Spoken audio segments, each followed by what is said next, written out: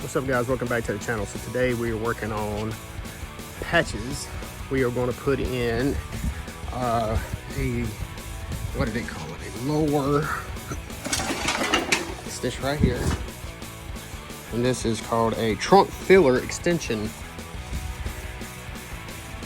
All right, and this goes on the outside edges of the trunk, and it ties into the quarter panel.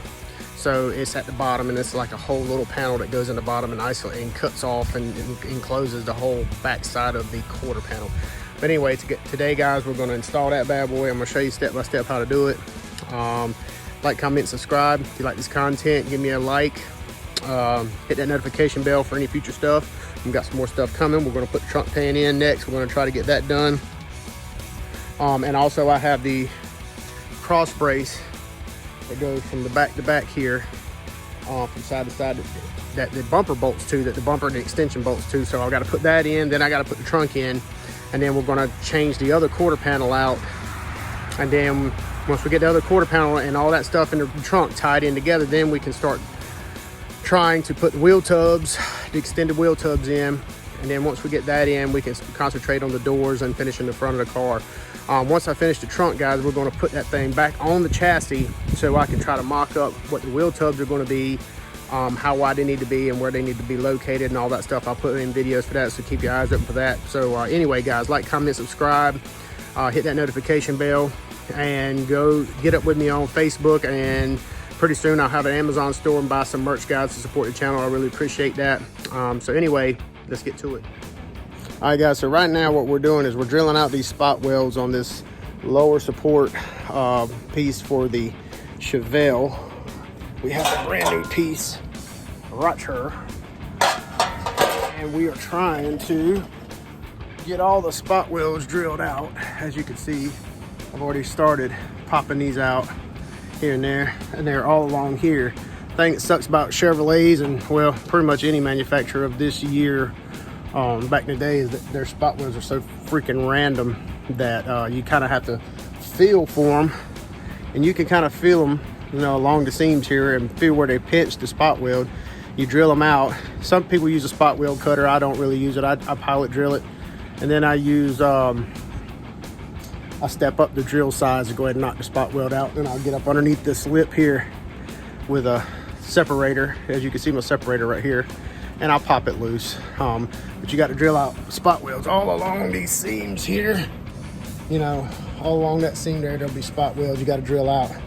And then all you do is, when you put your new piece in there, you back drill it a little bit, clean up the metal real good, deburr it, and then re-weld it back up, and that thing will be just as good as it was brand new from the factory.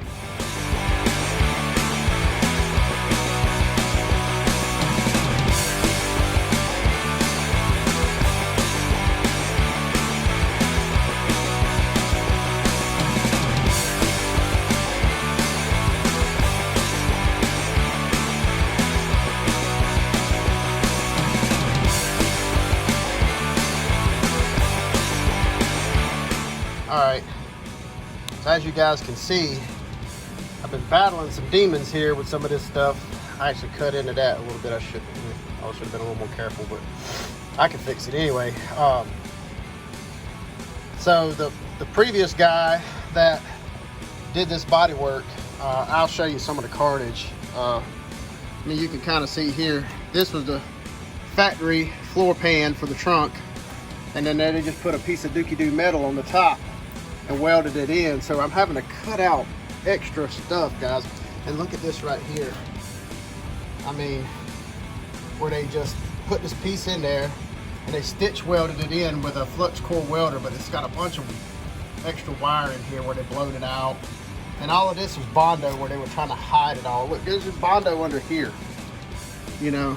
So yeah, I mean, here's another part of the, this is where the rear floor, and then the package tray up here, and then this is just a piece of that doubled over 18 gauge galvanized steel that they put right under the factory floor pan, just welded it in, guys. I mean, like, I had to cut all this mess out with a Sawzall because it was so terrible. I got to replace all this stuff. I have put in you know, I did put in a new outer wheelhouse panel, and I did stitch together. I did stitch together the replacement panel for this. But as you can see, guys, when you cut this thing out, so you'll find some. You've seen how kind of tough it was a little bit. Some of this metal was welded in by the previous body guy, and I had to just cut it out. It's just not going to work. And as you can see, you drill out your spot welds, it'll come loose pretty good. But you got to understand that you're going to find some along the way. I mean, and you know, this stuff isn't really cut and dry.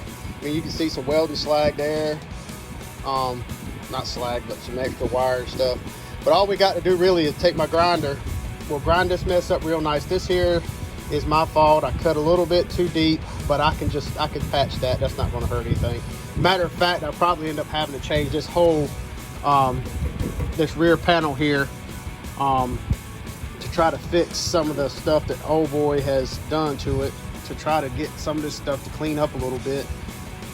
But anyway, we can bend this piece of metal back up, and then we can put our new panel in, kind of clamp it all together, you know, kind of see what we got going on, and then we can spot weld. We can fill these spot welds with weld and tie it into the new piece here along this lip that goes on here. So let's go ahead and mock this thing up, guys, and take a look at it, and then, you know, get it into place and see what we've got to do.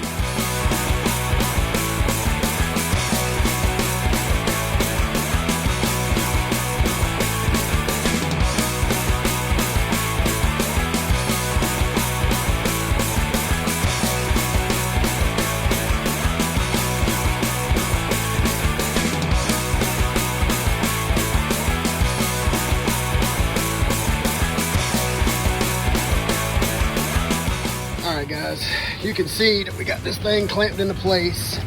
I didn't clean this up all the way because I wanted to kind of keep the metal where it was. Well, I mean, when I took this panel off, there was a border there, and I kind of used that before I cleaned all this up. I kind of used that to align this. We had to relieve a little bit here in the corners, as you can see, man. Anyway. I had to line this in the corners, and this lip goes up here at the top. We're going to have to probably massage some of that into place.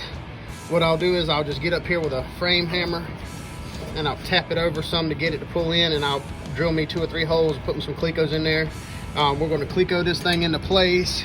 But and this lip right here, it goes to the top. You can kind of see it's bent to fit around the outer warehouse panel.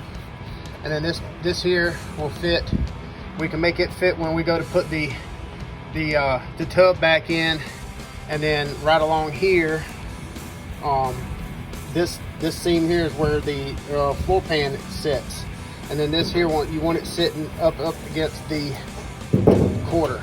So with that being said, you know, all this here, we'll get it aligned pretty good. This here needs to kind of roll down a little bit, which we can massage it down. That's not going to hurt nothing. And we'll clean all this metal up real pretty. But before we do that, we're going to drill our holes so we can align this bad boy the way we want it, just like it sits.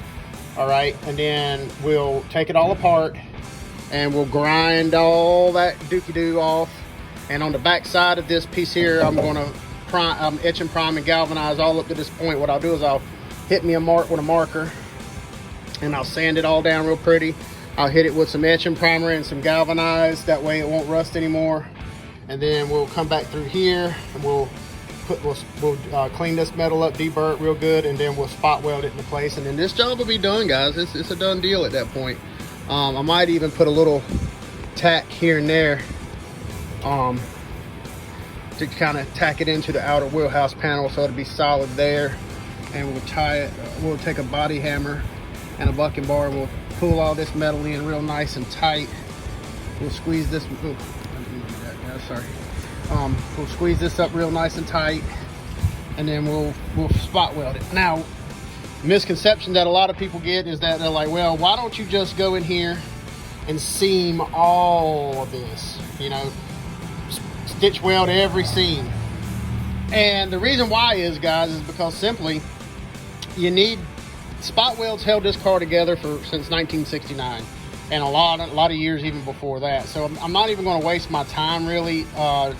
It's not really, you want it to be able to move a little bit, breathe a little bit too. These seams, man, they need to breathe a little bit, you know, because you need to be, if water just does so happen to get in here, it needs somewhere to go. You don't want it to get trapped, so you want it to be able to leak out. And if you got your metal seams tight enough and everything is nice and tight and squeezed up real nice and pretty, then you ain't really got to worry about a bunch of trash getting trapped back up in here. Back up behind this panel. But that is one reason why we are going to galvanize and etch and prime it on the back side. That way we're not going to have any corrosion problems in the future. We'll also do that to the back of this. I'll rough this piece up on the back side, etch and prime and galvanize the back side before I install it permanent. And then when we spot weld it, we'll go on the outside, we'll do our finish work, skim it with a little Bondo, and then we'll galvanize this on the inside as well. Because, well, we'll at least scratch it up. The last thing we're going to do, and that's when the floor pan is actually going to be put down, we'll scratch all this up real good, and we'll pour 15 the whole bottom half of this car.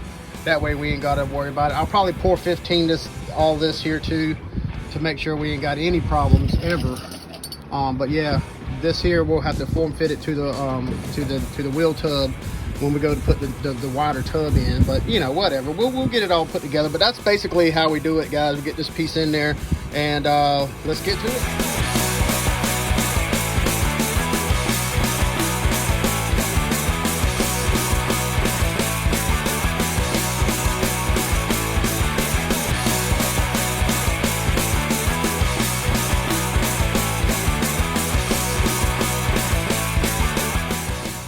All right, guys, we got this thing, we got it all deburred, we got it clecoed into place, we got it scuffed up for the weld, we got it set in place. We've straightened the panel out where we had to try to tighten it up in there a little bit.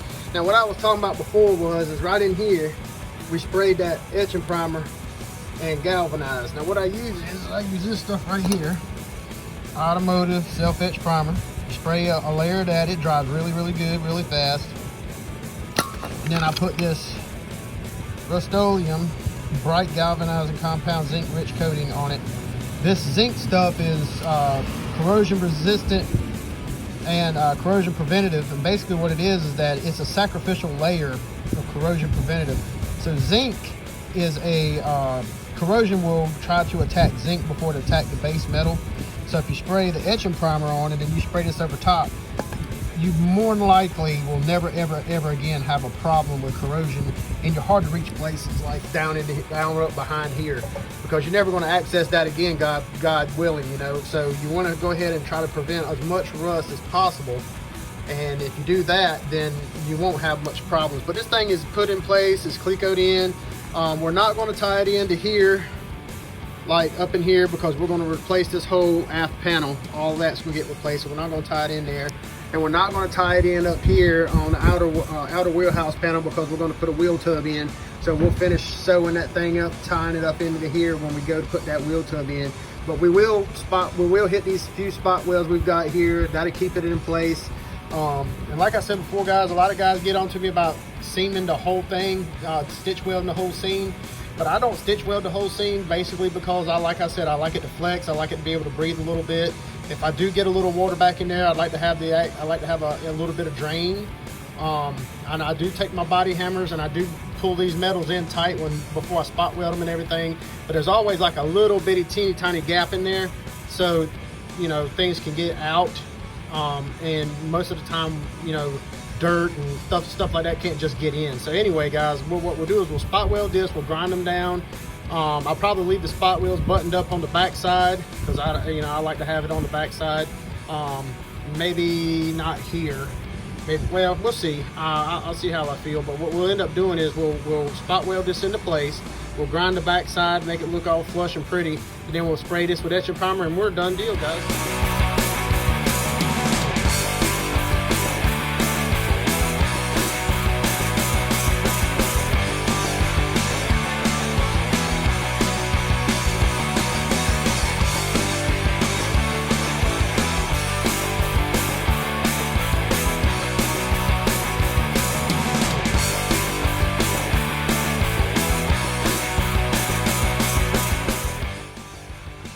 we got her in. Blended it all up. I did end up knocking the spot welds down except for one in that corner there. So we got it all in. You just gotta touch it up, you know, clean it up a little bit. But it's in now. And I guess now we got some fresh metal in there. We're not going to be able to tie any. I left that hole open because it's so close to the edge here. We'll end up putting 2 spot welds, 3 spot welds in there, and some along there, but we can't do it until we get the wheel tub in and tie all that together. All that stuff's, you know, pretty much cleaned up. It turned out looking pretty good. I'm pretty happy with it. So there you go, guys. Install done. Just to give you guys an idea what I'm contending with here, you can kind of see, this is the old trunk pan. You can kind of see what I'm contending with. They took this piece of metal right here, this piece of 18 gauge galvanized sheet metal, and they just laid it over top of the old rusted out floor pan, and they spot welded it into place a few places. And then you can see here some of the welds that they did. I mean, my God. Look at it, where they burnt through with a torch. They cut a lot of this stuff out with a torch, and they just melted. They didn't really cut anything.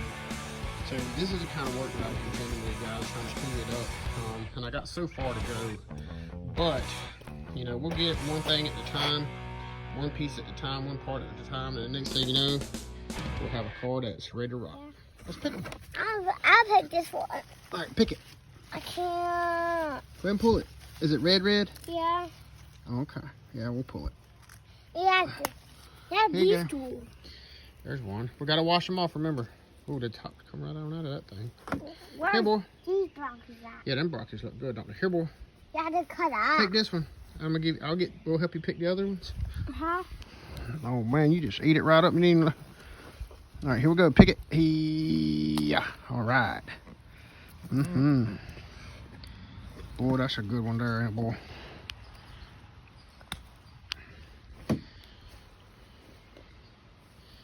There's a good one here too, boy. There's another one. Look, there's another one. Look at this one. I'm gonna wash it off. It's got a little bit of dirt on it.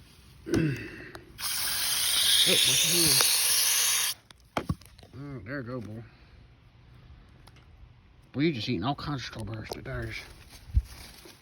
Let's see what else we got. We got a couple of, make sure we ain't got them all red.